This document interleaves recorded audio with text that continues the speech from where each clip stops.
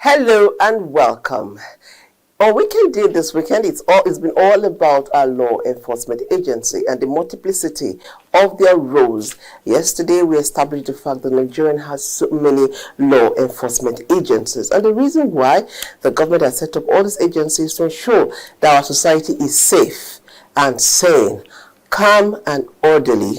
But the question we asked yesterday, and I'll be asking the same question today, is are these law enforcement agencies delivering on their mandate? Are they living up to why they were established? Or because there are so many, they are having some challenges? Today, the conversation continues. It is Weekend Deal, coming to you from the network service of the NTA. My name is Patience Eloy Abba, and as you know, I am not alone. I am with Hello, Patience. How do you do? I'm good. It's a pleasure to be here with you on Weekend Day, because we're riding this rodeo together, just like always. On Weekend Day, what we try to do is to bring forth expert analysis with a view to getting practical ideas that will forge forth realistic and practical solutions. We reach you every weekend on time, real time, Saturday and Sunday, just like today. We thank you immensely for being a part of the program all the time. We're going to set the tone again for our conversation, and Francis has been doing deep research to bring all the information to the fore. Let's take it.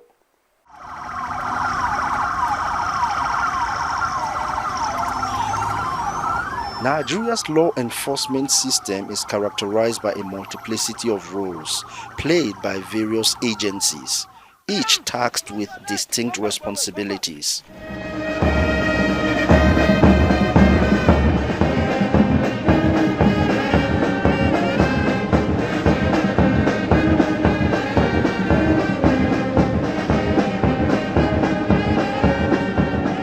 The country's law enforcement landscape has evolved over time, influenced by historical, social, and political factors. Yes, soldiers of France, ready for taking over. Stop!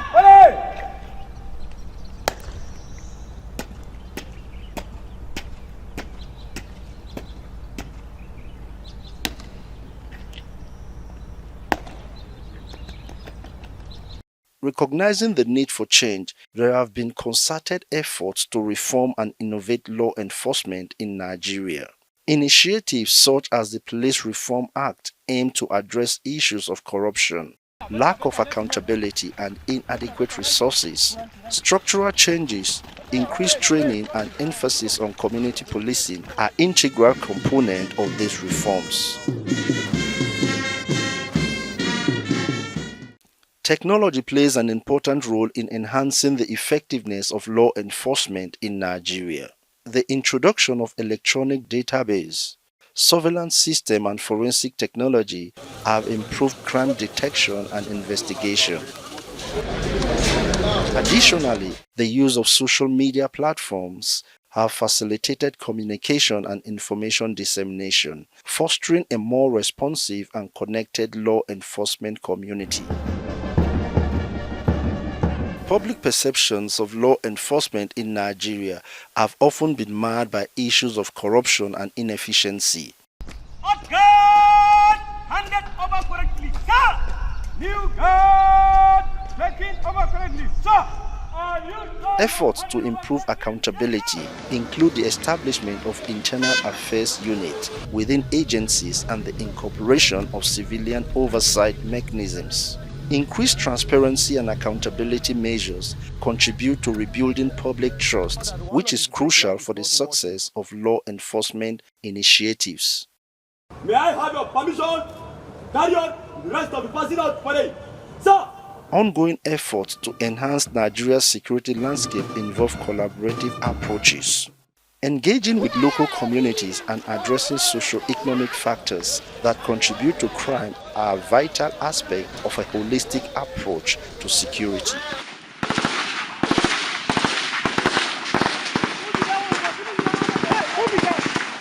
The future of law enforcement in Nigeria hinges on sustained reforms, innovative strategies, and the integration of technology.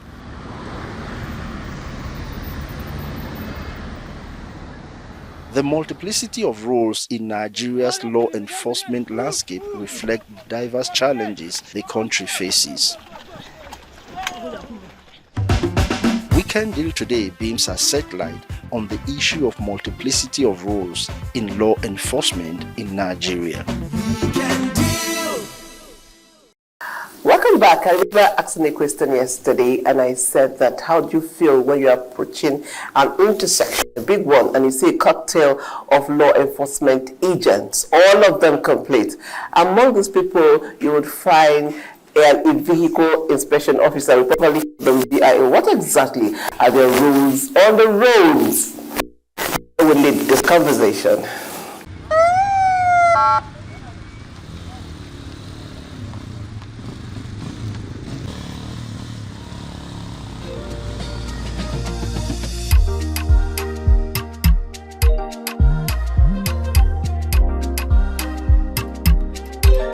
To ensure that we have roadworthy vehicles on FCT roads.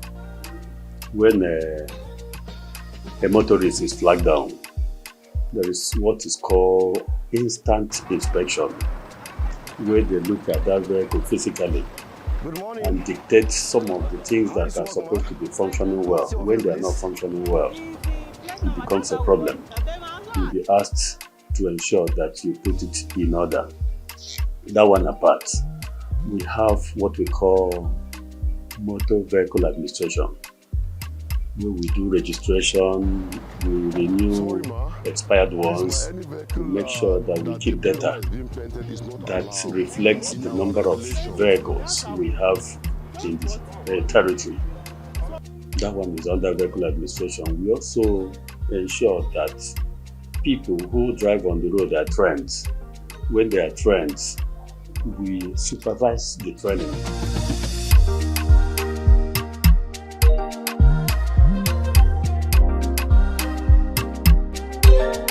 The fact is, for a non-local, you may not understand the difference. Just like the name implies, Federal Road Safety Corps. Most of the activities are supposed to be at the federal highway. That is one. Like in FCT, the Directorate of Road Traffic Services that generate revenue as one of its functions. Generate revenue to FCT administration. In other states, they generate revenue to their states. So these are the differences.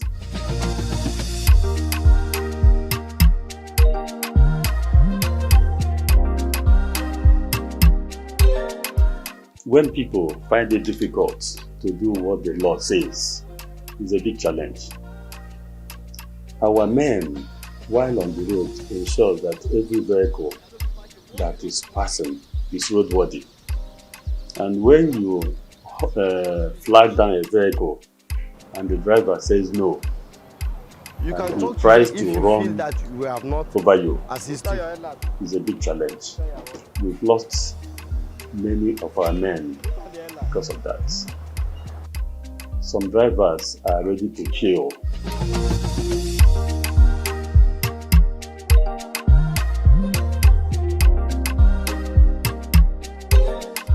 Vehicle documentation, yes, many. When they buy a vehicle, they would like to register it. But there are still those that after registration, to come and renew becomes a problem. There are people, 2-3 years, they've not renewed their vehicle particulars. Even the license they drive with, they don't renew. Like people will always tell us that we are fighting rickety vehicles. that there are so many of them on the roads. The period when our men are on the road, you don't see them. Some will wake up 3 a.m., run 2 or 3 times. They'll go back around 6. That's when they suspect that our men will be on the roads. That kind 9 p.m. or 10, you see them again, just for them to make money.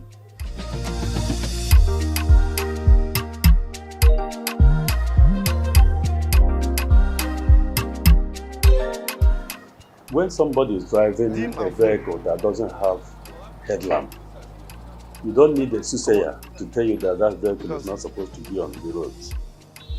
When you are driving with a vehicle during rainy season that the wiper is not working, you don't need a soothsayer to tell you that that vehicle is not supposed to be on the roads.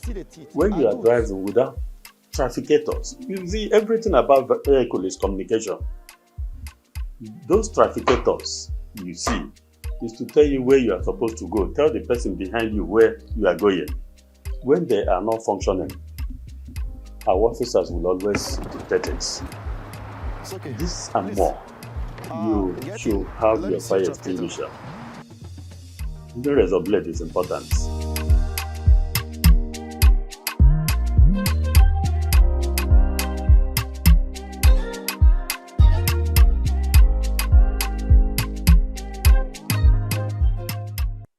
Interesting to go in depth. Dio, you've given us some insight into our conversation today. Now, it's time for us to introduce our guests. We have 3 of them. Let's make welcome Engineer Moses Ayebi, Head of Traffic Management Division and Control of the VIO. We'll see his profile now.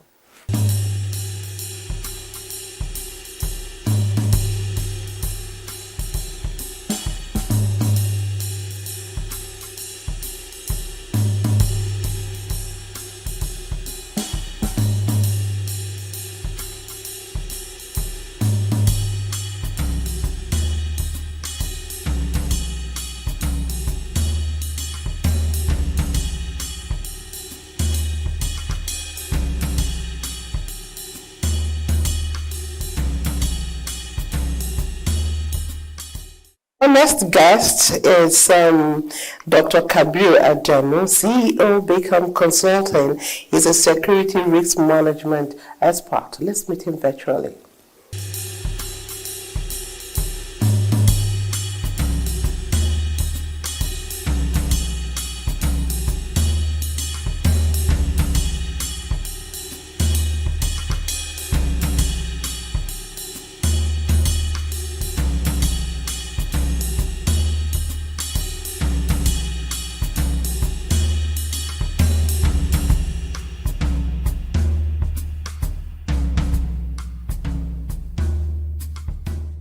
Okay, we have our 3rd guest now. Let's get to meet and welcome Engineer Maleloche. He's a friend of the house and a regular face here. He's a road transportation expert. We get to see his profile now.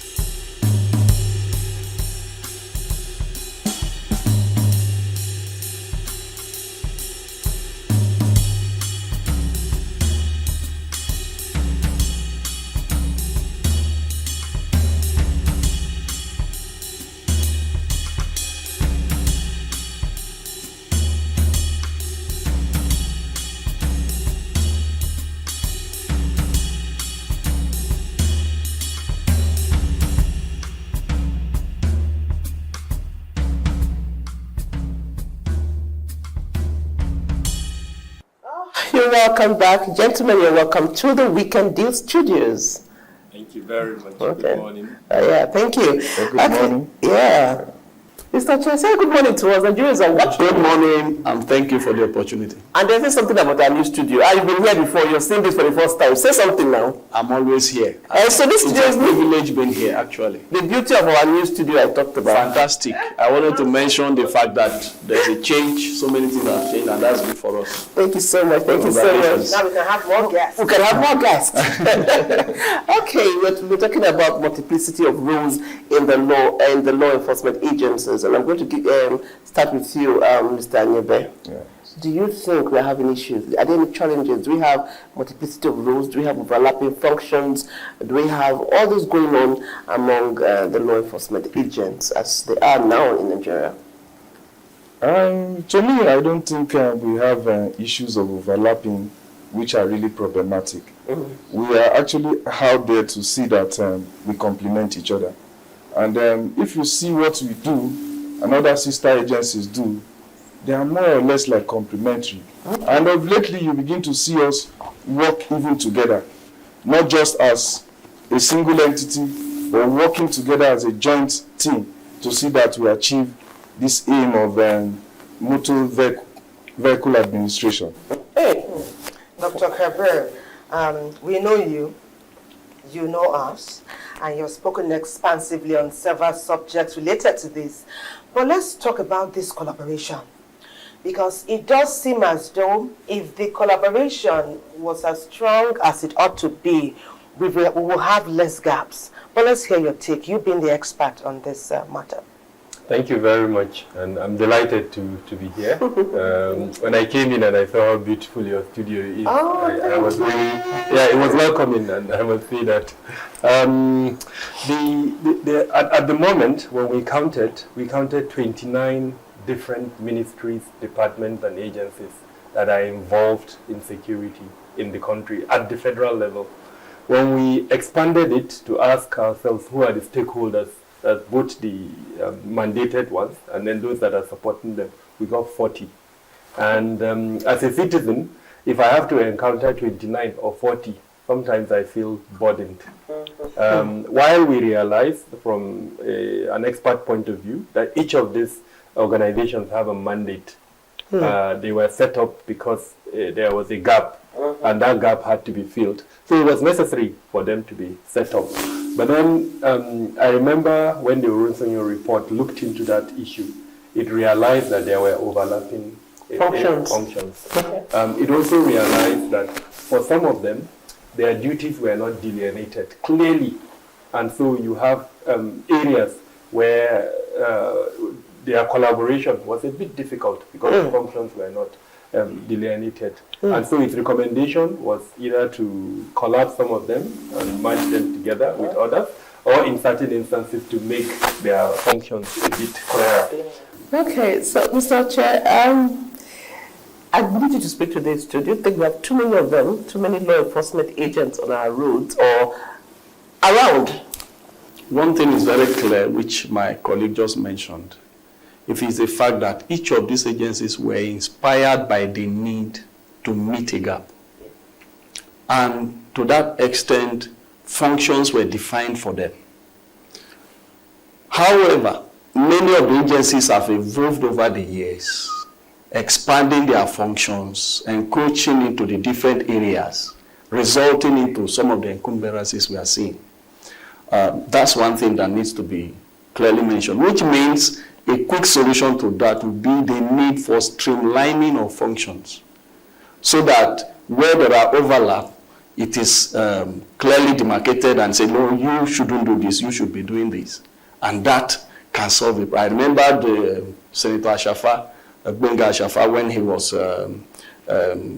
chairman of the Senate Committee on Federal Character and Intergovernmental Affairs during one of these kind of functions. He mentioned the fact that there is a need to streamline functions of agencies on the road, particularly because there are overlap, obviously. Exactly. Engineer, let's come to you. When we saw that feature, that Dayo package, that gave us some in-depth feeling of what Nigerians are talking amongst themselves, I may not get to your level, is just further reiterating what we see amongst ourselves in the office and the market across families. Somebody said that when VIO stops you, they will not rest until they find a way they must collect something from you. And it gets to a point, it begins to look like their aim is to stop you from being productive for that day. We had 2 motorists speak, but we didn't get to hear from the passengers. But tell us about that. Why do we look to VIO officials on the road with trepidation, or some Nigerians anyway? I'm sorry to just admit some of these things, but in real situations, you find some desperate ones among the VIOs, and the authority is working assiduously hard to see how we can remove those ones out of the system.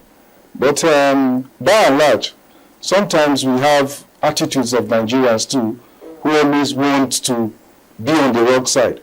And so once you come in encounter with such persons, they want to generalize. But we are working assiduously hard to see that we make all these things work together. And reacting with what my colleague here just said about bringing in technology into our operations, that is what we intend to do, especially in this 2024. We have started, we've opened the self-portal for people to access some of our registrations online. You don't need to come to the office and do certain things. Once you get to that level where certain things will be communicated to you, certain violations will be communicated to you via your mobile phone or any other means, I think it is going to reduce the corruption we have just talked about, and we will be on the right page. Okay, so I have so many questions for you because I have my personal questions, but let's go on a break. When we come back, the conversation will continue. Please don't go away. Don't go.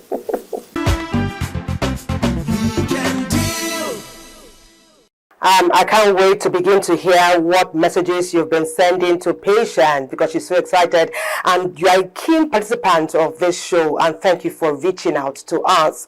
She's also telling me that some Nigerians are saying that the NTA is not showing AFCON matches live. Are you in real time, brother, sister? Emmanuel, where are you? I've been watching all the Super Eagles matches and that of the entire AFCON competition. NTA is showing it live. You can count on us to do that, okay? Anytime you want to watch any match, tune to NTA. We got you every time. And now we're going to Yenagoa and Bayelsa State. Let's talk about the Nigerian Security and Civil Defense Corps. Perhaps you've been asking, what is their role? How critical an asset are they to law enforcement agencies and the governance in Nigeria? This package will tell you more.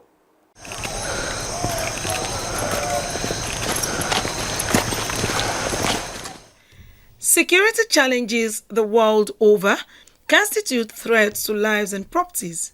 It is thus a major concern and crucial to peace, sustainable economic growth, and development of any nation.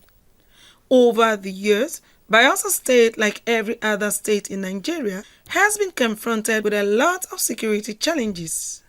In view of this, personnel of various security agencies have been deployed to manage the security situation in the state, one of which is the Nigerian Security and Civil Defense Corps.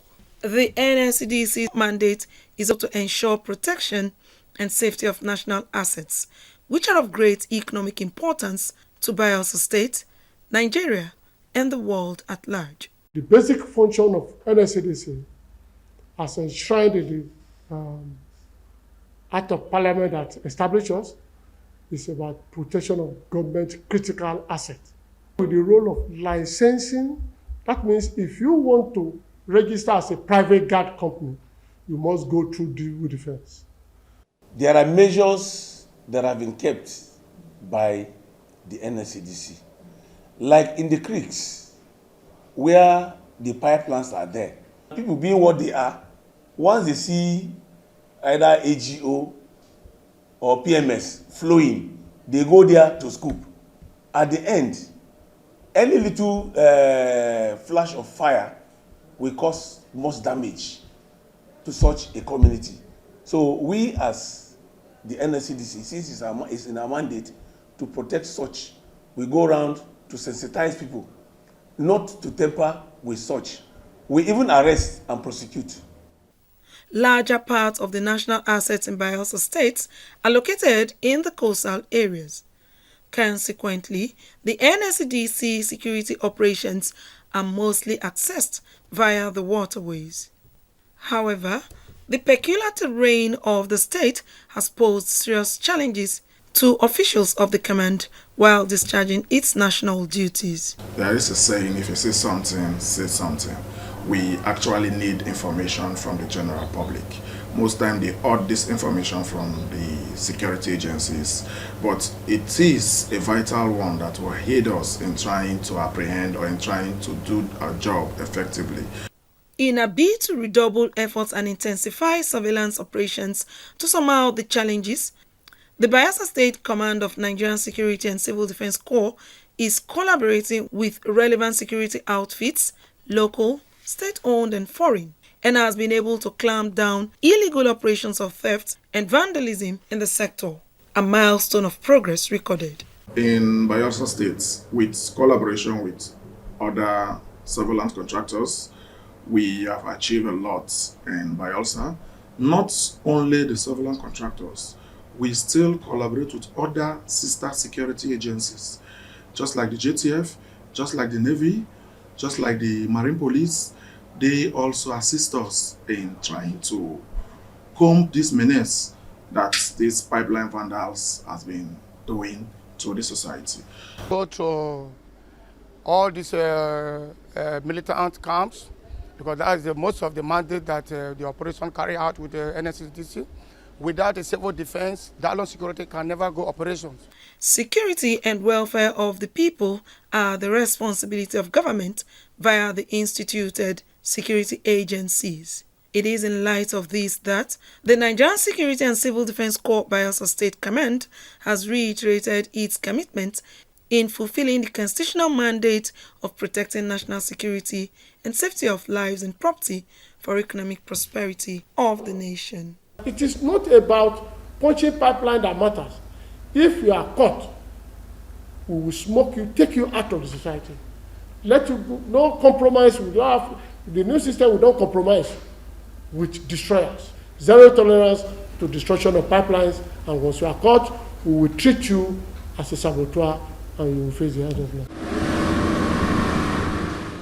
law. No compromise there.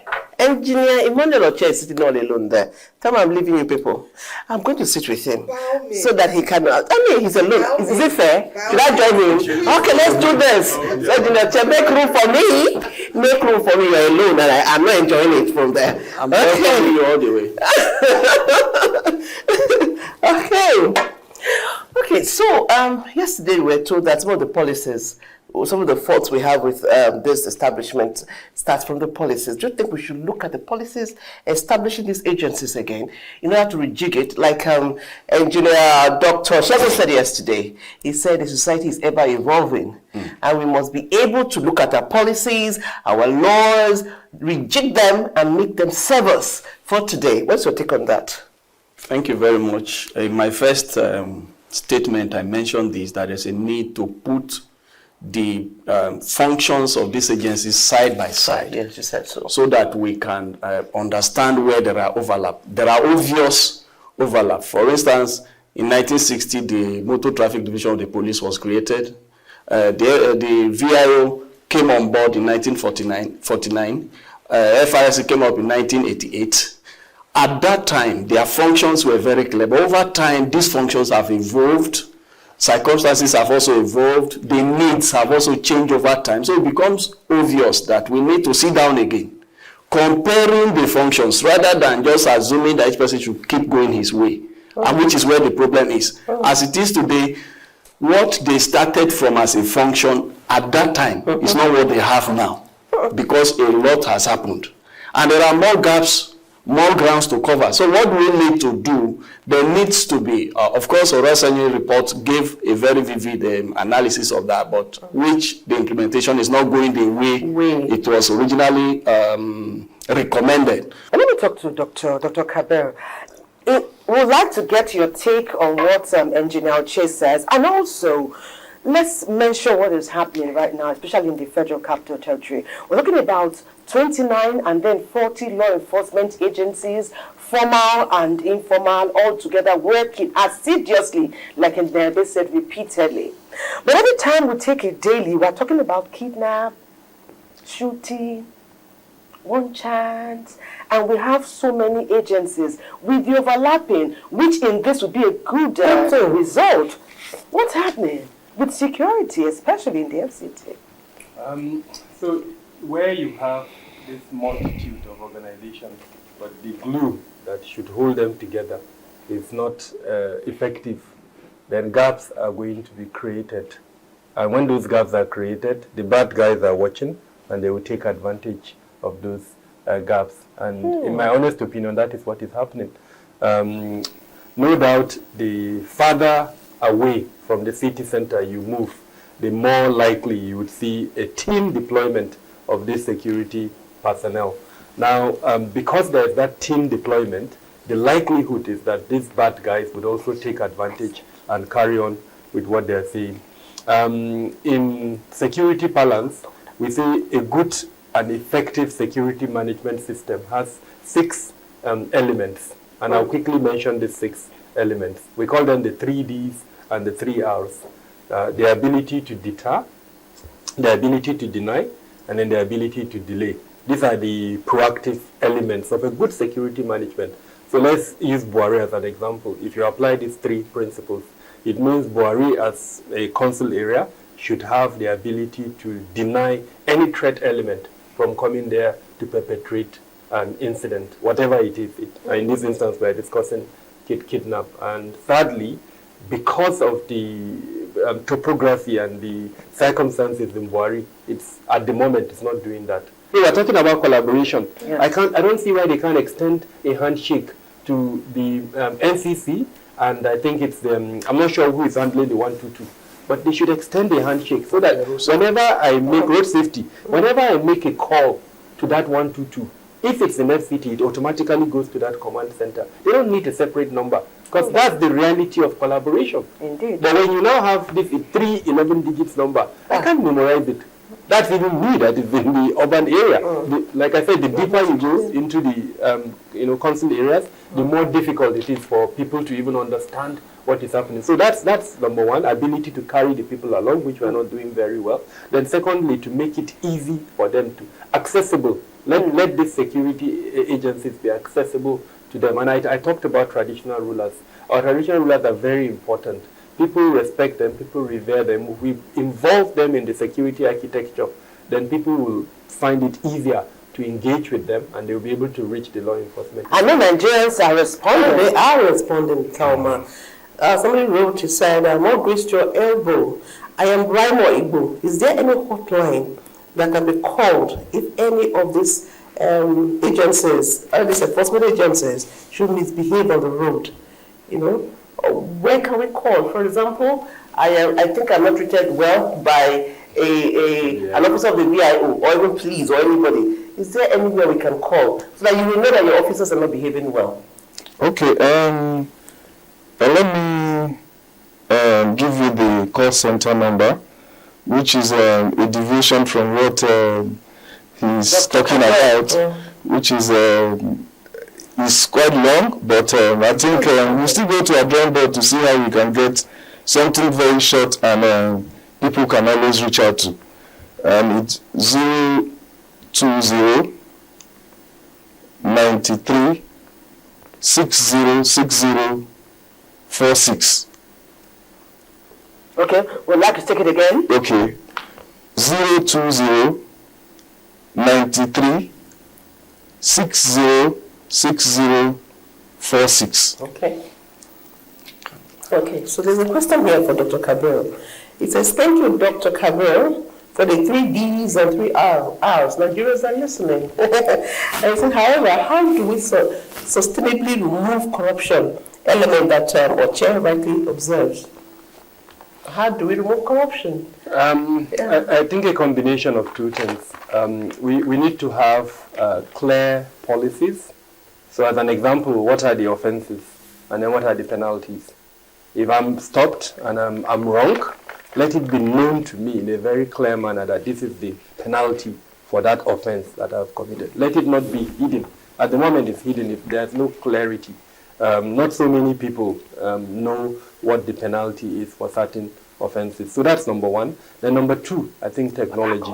Technology in the sense that we're able to make payments through digital platforms. Under a national security paradigm, we need to have what we call an arbiter, but I'm looking for the right name. And the law actually provides for it. I mean, let me use probably the highest office in the country in security, the CDS's office. If I have a problem with that office, I should be able to call that arbiter and tell him that, look, this is the problem I'm having with that office. Okay. So even the National Securities Act, as an example, provides for the appointment of that role. Okay. But in the meantime, the public complaints unit is there. In most instances, if you have an encounter with any of the security agencies, any government official, you can actually write to the public complaints office and detail your complaint. That is if you are not satisfied with the internal arrangement that I was going to say that perhaps you give the agency an opportunity to make recompense fast before you go out. Okay, and I know you want to respond to some of what Dr. Kabir has brought up, but we'll go to Port Harcourt first, if we may, okay? We'll be right back with you. We go to Port Harcourt now. You know, we often hear about the Nigerian Navy. Do you know their role? Talking about law enforcement. That's why Port Harcourt's been doing some research. They're going to show it up now so that we can be better enlightened. Let's go to Port Harcourt.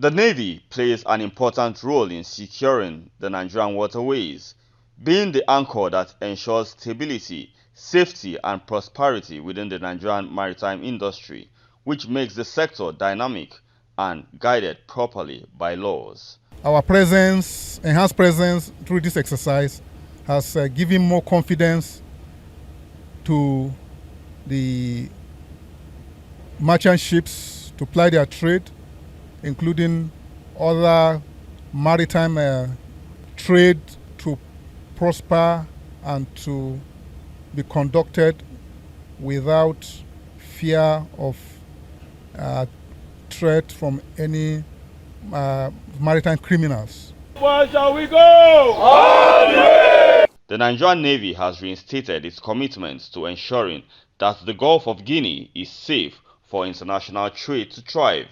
The sea, of course, provides the theater of operation for the troops of the Nigerian Navy to demonstrate their combat readiness towards discharging the constitutional military and security responsibilities to the nation.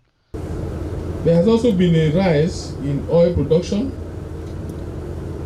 as a result of the efforts of our maritime security operations in collaboration with other agencies. Institutionally, they have the mandate to make sure that they protect the territorial water of this country. And what is going on now, you see the productions of oil is going up because before this regime, I think we have 900,000 per day. But now we are getting to 1.7 million. It is based on what the Navy are doing for protection of our waterways. That's why we have this improvement of oil productions, and I believe they are going to do more. At the end of the year, we are targeting 1.9 million. So the Navy in their best. From all indications, there has been a drastic reduction in crime rates in the Nigerian territorial waters as a result of joint maritime security operations, and the gains are being sustained. The joint force is determined to ensure that no stone is left unturned in the fight against crude oil theft, vandalism, and other criminalities in the Niger Delta region. This can be attested to with the numerous achievements that have been recorded in the course of our operations. It will be recalled that on 15th of August 2023, own troops intercepted a vessel MV Cecilia in Port Harcourt, which was used as a storage and dispensing unit for illegally refined products. In the same vein, on 27 August 2023, another vessel, the one we are on board right now, MV Ofoma, was discovered and intercepted by own troops with more than 20,000 liters of illegally refined product suspected to be automotive gas oil in Abuluma. Other intending criminals should note that Operation Delta Save will not relent in its efforts at going after economic saboteurs and will also ensure that crude oil theft and other related crimes are eradicated within the joint operations area. We are using this medium to urge the general public to continue to support the operations with credible information.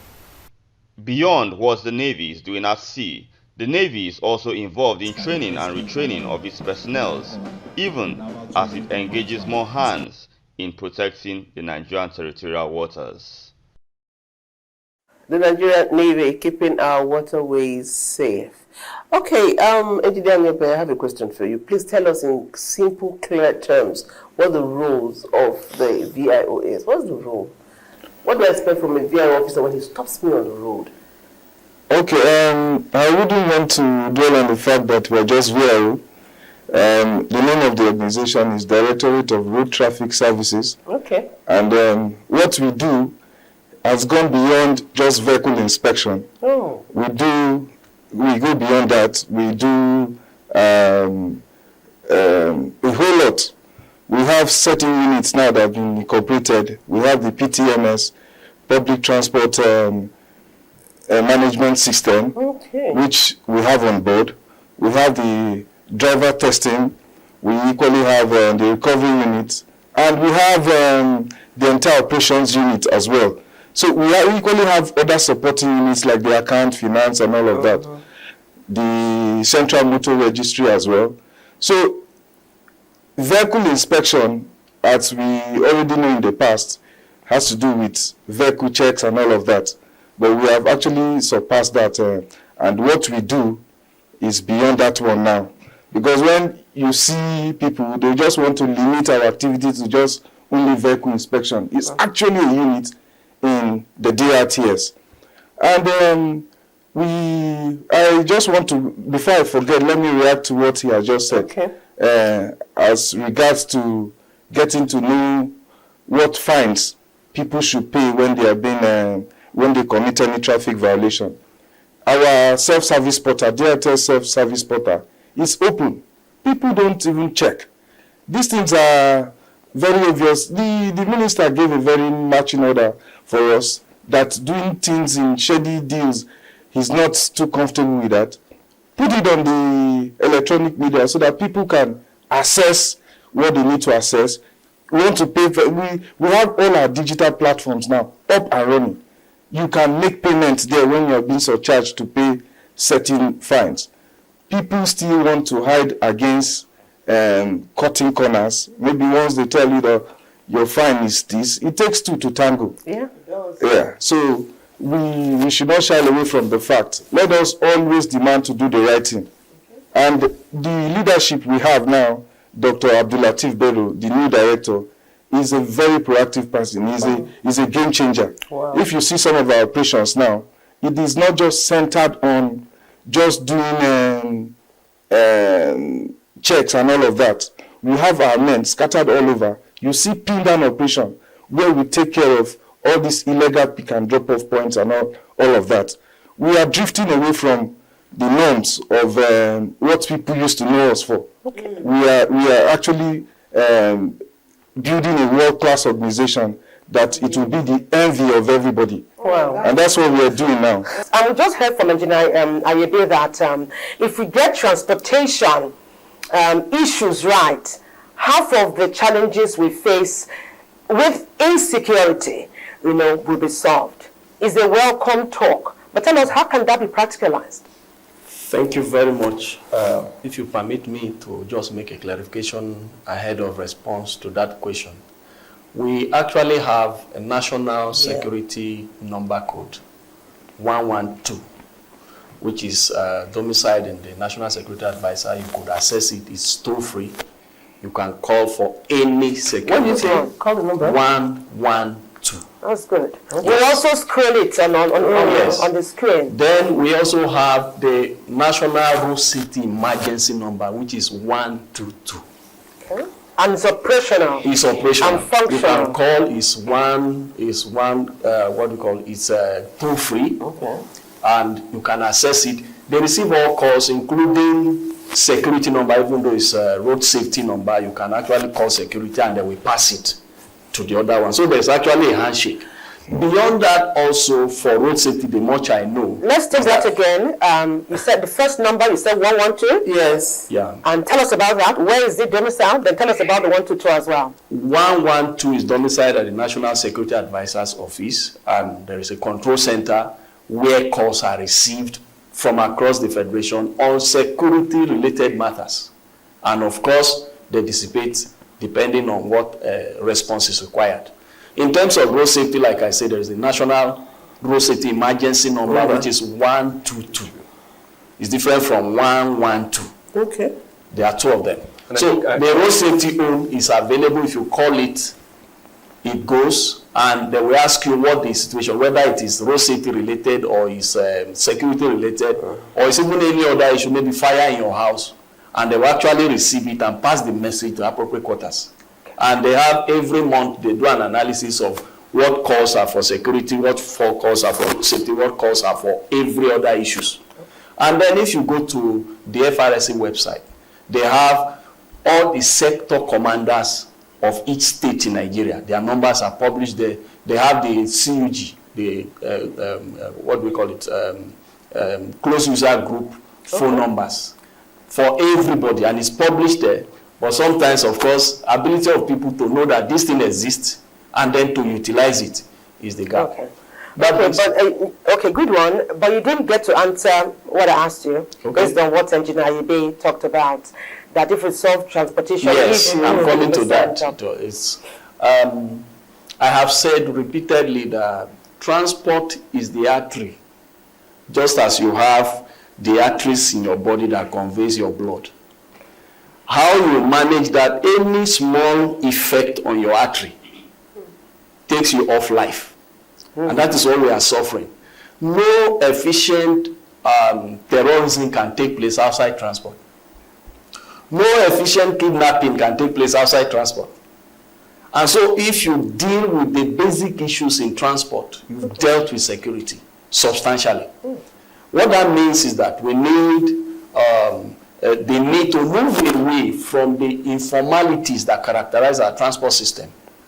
Because if anybody who can afford a car can drive and become a commercial driver, they can pick anybody, then you have a problem. But if you move away from informalities and you establish organized transport system and efficient data system exists, I have questioned severally how that these people will kidnap somebody and will be on the phone and talk with you for an entire period and nobody can trace them. Means our system is not working as we think it is.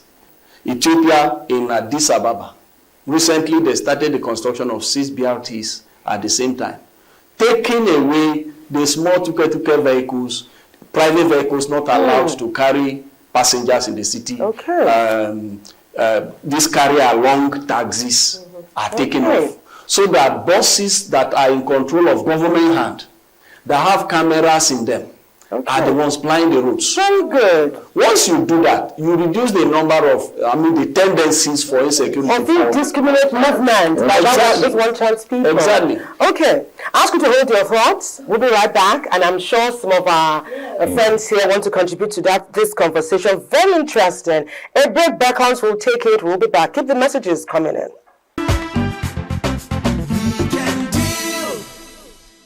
Welcome back. Now let's get things steamy and yummy with quick cuisine by Susan.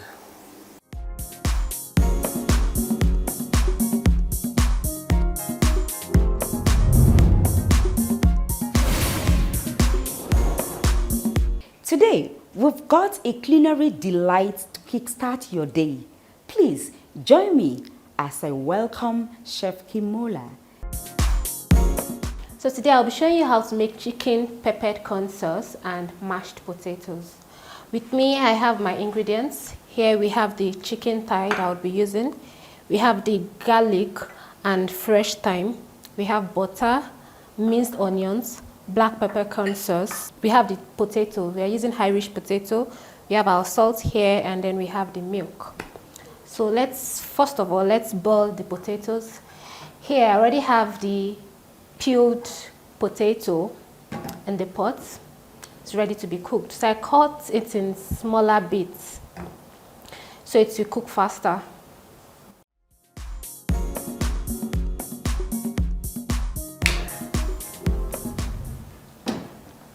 So leave the potatoes to boil for some minutes till it becomes soft. We are not adding salt or anything.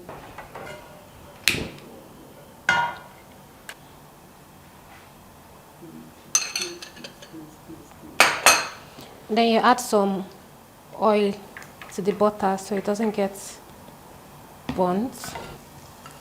I'm adding my onions now. Garlic that we've minced.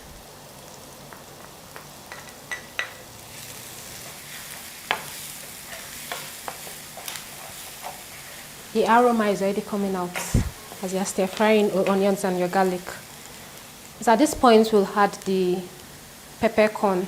Right? It's not, if you notice, it's not just peppercorn, they've been crushed. So it's not whole. It's been crushed so the aroma can come out from it. So I'm adding the water now to deglaze this. So we are going to leave this to reduce and let the color pop out well before we add milk to thicken the sauce. At this point, we are going to add our cooking cream. This is not milk. If you notice, it is thicker than ordinary milk, right? So our cooking cream has a higher content of fat. The longer your sauce stays on heat, the thicker it becomes. If you watch this now, it's getting thicker. So you can always adjust this with more water or more chicken broth to adjust the thickness. To make our chicken, we are basically pan-searing the chicken to brown it on both sides. Again, we'll be needing butter and a little bit of vegetable oil.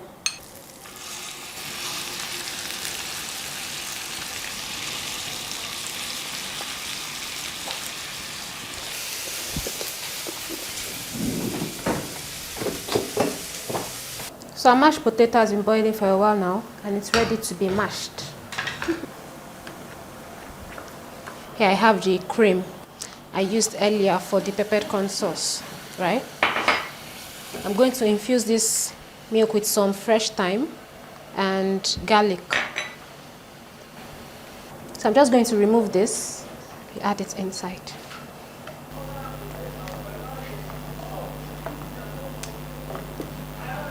Both our meals are ready. We have our mashed potato and we have our chicken peppered corn sauce. Our chicken peppered sauce and mashed potatoes is ready. I hope you'll be giving this a try. Our chicken pepper sauce with our mashed potato is ready. How do you say it? Isn't that appetizing? Who is hungry? You want to join me in the eating?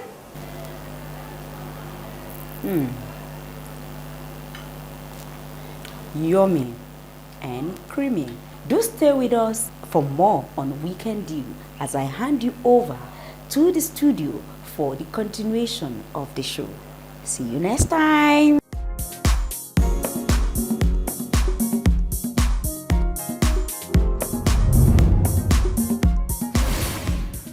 Susie, if I didn't love you already, I love you now. But the only thing that is just working against that love to grow higher, you didn't serve us.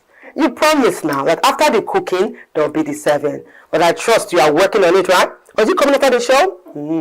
Okay, for now. You know, we've had very interesting communication from our guests. Earlier on, Che was talking. Can we hear something from Dr. Kabir Adamu? We've talked on many areas, transportation, security. He went all the way to Ethiopia. Tell us about buses, which we know we have begun. It was once here in the FCT. We know Lagos is active, but not so in the other 34, 35 states of the Federation. And we know how far that can take us to another level.